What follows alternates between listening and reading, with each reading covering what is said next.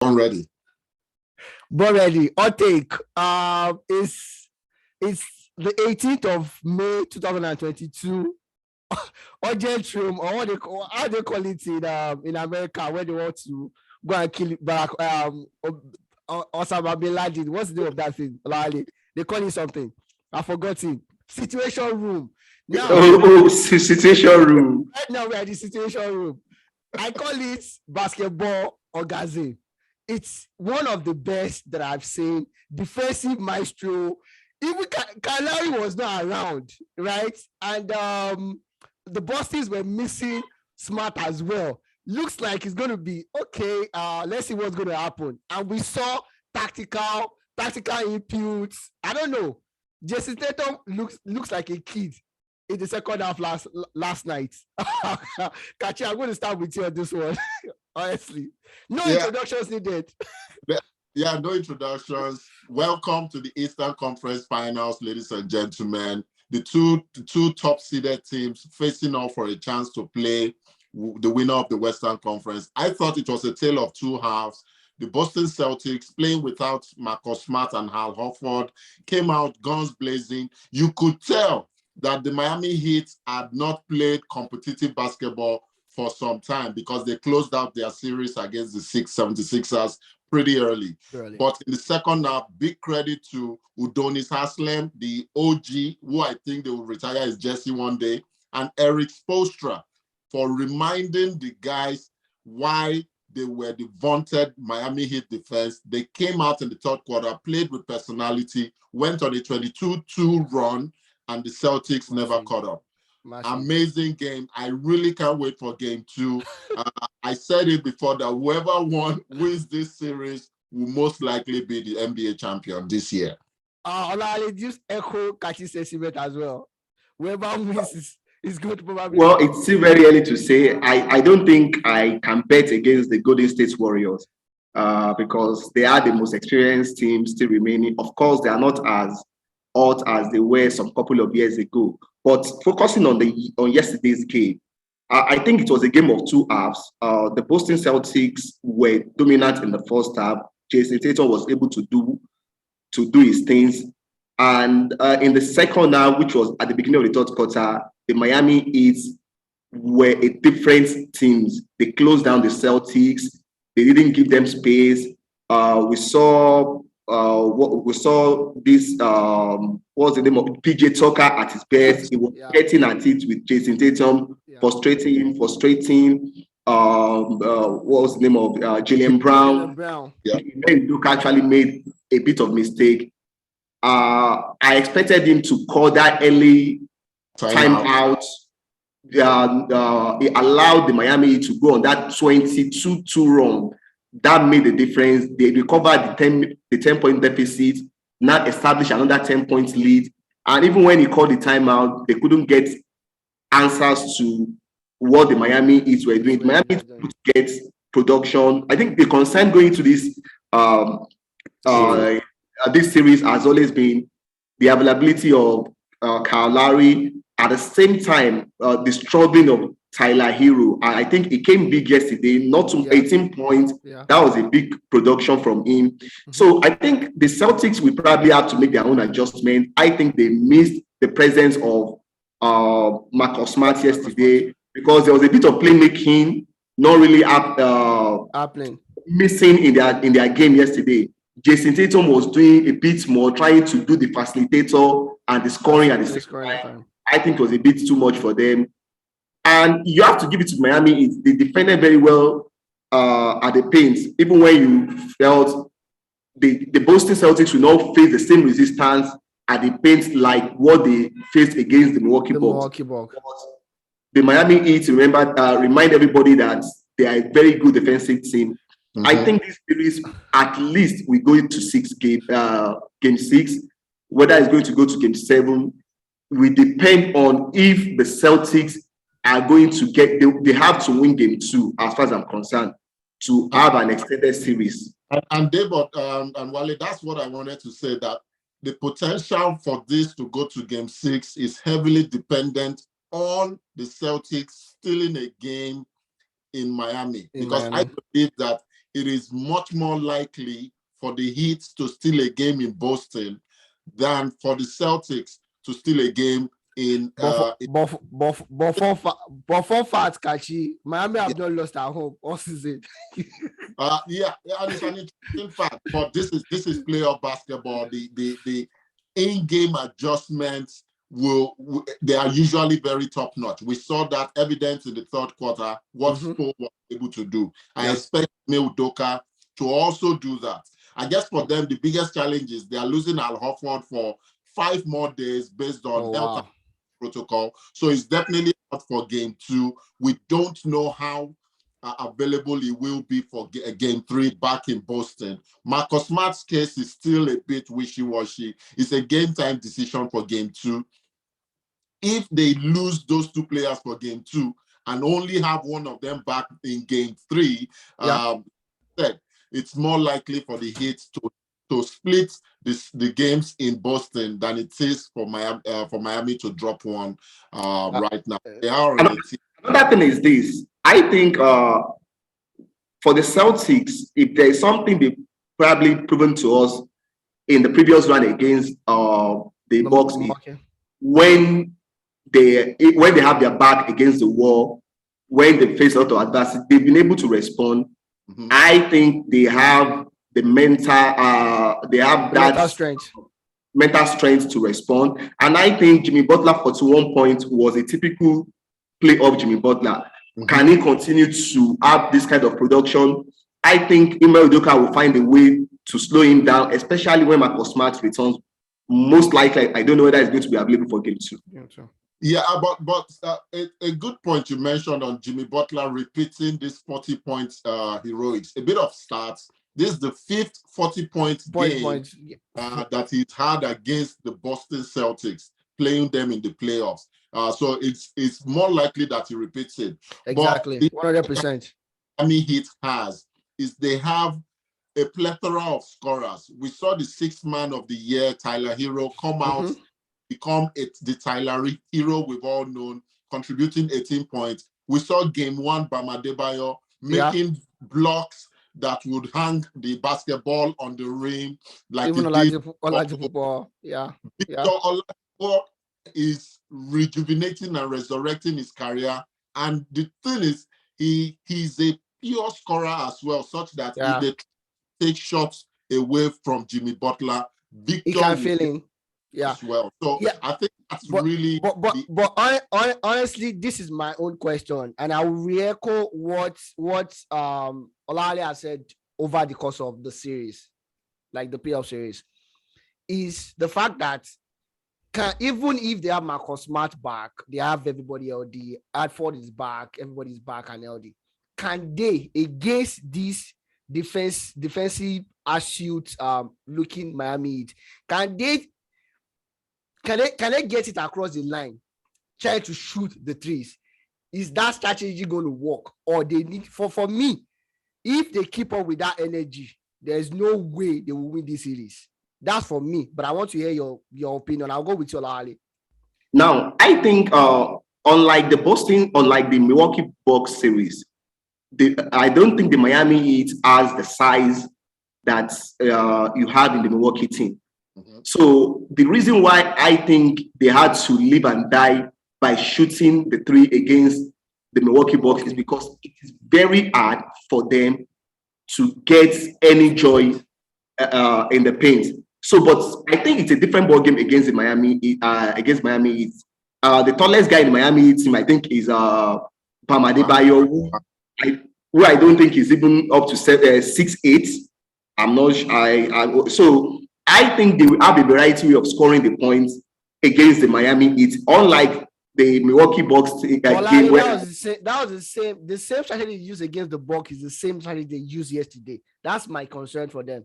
Honestly. No, I think we are going to see them definitely making adjustments in game 2. Okay. Yes. Hopefully. Kachi.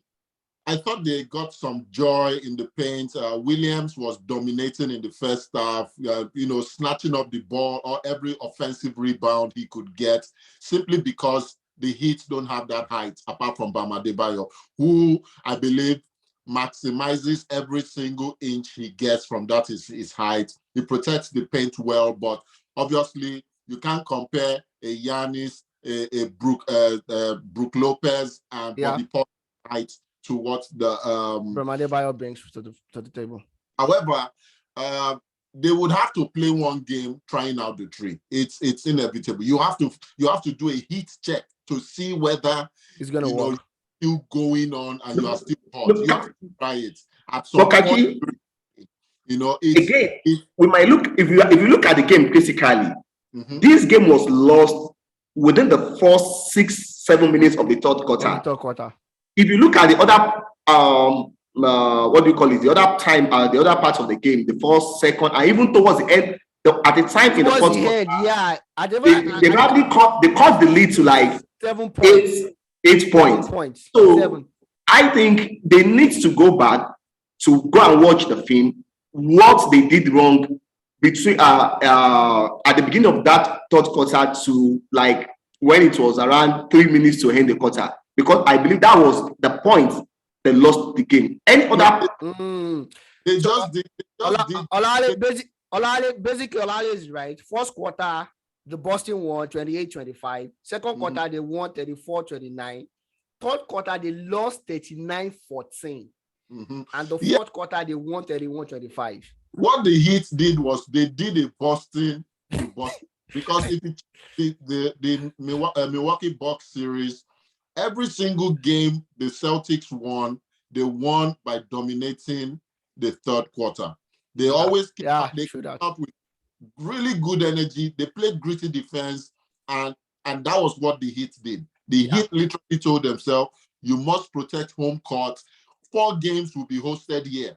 Protect home court. Worst case scenario, all you have to do is win all the home games, and you will be in the finals.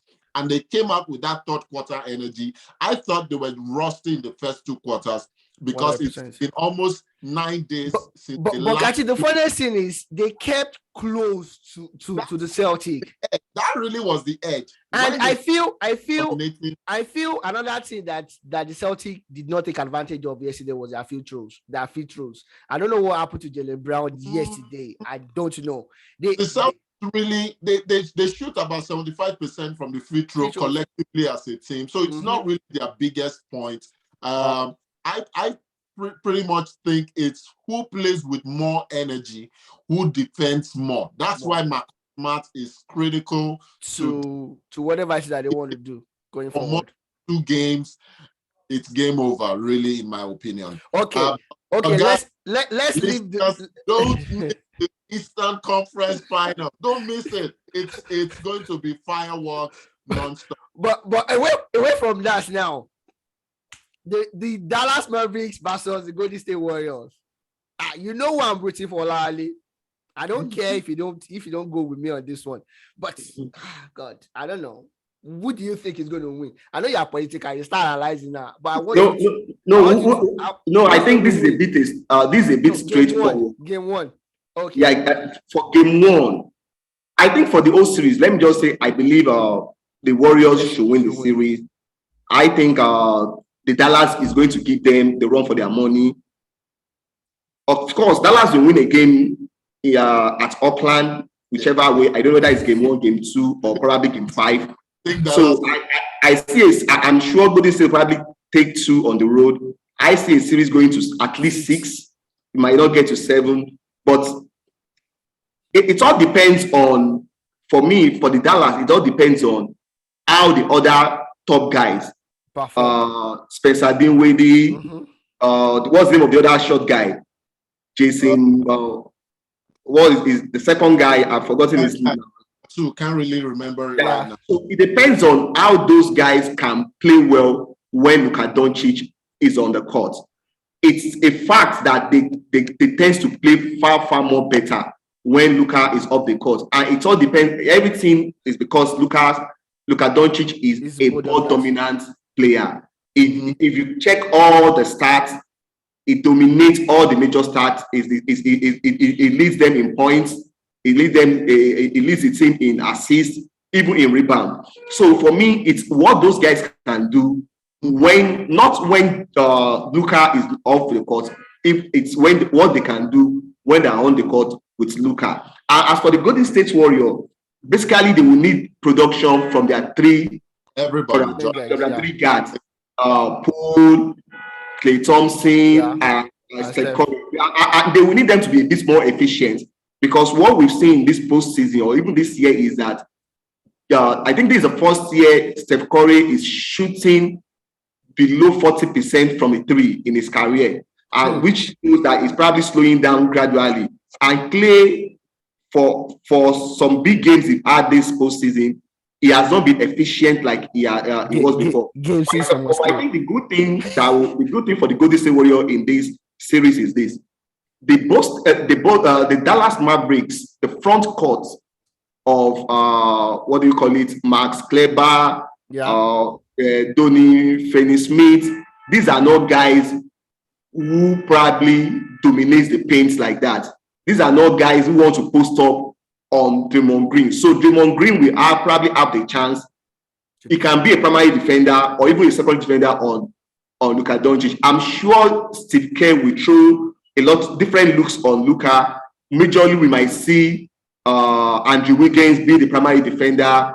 The young guy, Kuminga, might do it. But probably towards the end of the game, if it's a close game, you might see Draymond Green taking up the challenge. So Draymond will have a bit of more time to facilitate more and to probably defend Luka more, because I don't think the front court of the Dallas Mavericks are going to give him the kind of problem Jaren Jackson and those other big guys from the Grizzlies gave Draymond Green. Okay. Kachi, what about you? Yeah, my hot take is I think the Warriors win this series, but I think the Mavericks steal game one tonight. But the key factor, like Olale alluded to, is the other guys, Dinwiddie, Jalen Brunson, have to come and play. Because, I mean, Luka can still give you 35 and 10, and the Mavericks will lose the game. You know, 100%. They will even lose by 15. They can still lose by 15. You know, so 100%, yeah. Others to come up. I think what that Jason Kidd has to try something. I want him to try this series, probably in game one, and see whether it works. And it's to put Boban on Draymond Green for just 5 minutes, to just wear him down. Let Draymond Boban and his big hands and height in the paint for just 5 minutes. It will keep the pressure away. Wow. The big thing with the Golden State Warriors is right now, Steph is struggling to create shots on his own. I think that's why his percentage has dropped a bit beyond the age thing. Congratulations to him. He recently graduated and got his degree. We say big congrats to him. Maybe that was also playing in his mind, because we know how it is in Nigeria when you need to defend your project. Yeah. But I'm just joking. But I think age, I also think the fact that he can create his own shots a lot more now is becoming a factor. So if they can take him away from his rhythm, then it will be up to Jordan Poole. I'm not sure if Gary Payton Jr. is available or will be playing. I'm not sure he can make it. No, he's not available. Yeah. So that eliminates one other option. So it has to be Poole and Klay. And Klay Thompson may not give you his best until game 6. All I'm saying is the Mavs can pull a surprise today, because there's just something about you playing a game 7. You are perpetually tuned in. Exactly. Yeah, that's true. Your series in 5 or 6 games, and you get a bit more rest. I still tip the Warriors, but if the Mavs steal game 1, let's have this discussion again. I might have and I think for the Warriors, that would be crazy though. I think for the Warriors, the earlier they can close down this series, the better for them. I think there's something about Luka Doncic and let me say the Mavericks as a team is.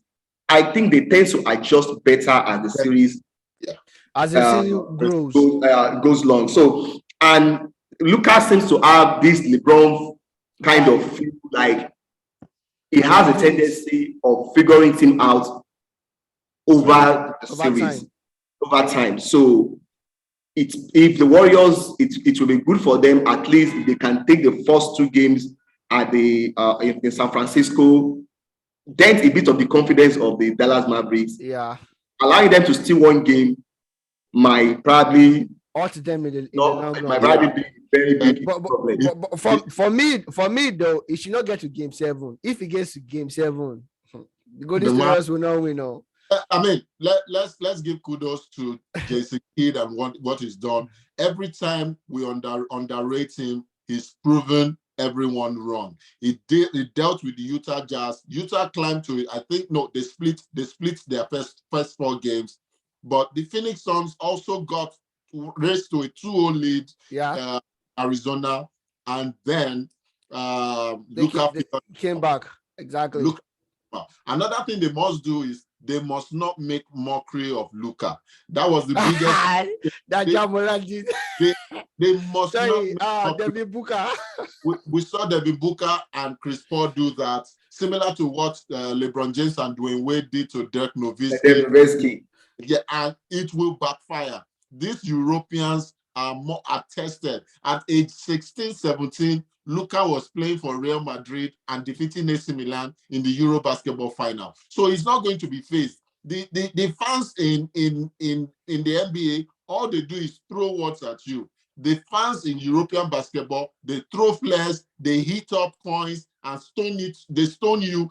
He is used to it. So he's not going to be faced by fan issue. They should also not mock him. And like you rightly said, if they manage to, and I say this again, if they manage to split the first 2 games in Oakland, let's have a conversation again. Because 100%. And it's going to be fun, but I personally think the Eastern Conference is where all the smokes are this series. All right, perfect. Thank you very much, guys. And if Luka can do it, that's going to be awesome. Like that. Where they are right now is that'll be greatness. It's not even going to be awesome. That'll be greatness. Exactly. Where they are right now, they're not supposed to be where they are right now. Because no matter how you want to look at the Dallas Mavericks team, they are a very good defensive team, but it's just a team of one superstar and the rest. Exactly. So if you can take them to the NBA final, that's going to be one of the biggest run in NBA history. In recent history, 100%. Thank you very much, guys. Catch us as we give you a more rundown as time goes on. Have a wonderful day, guys.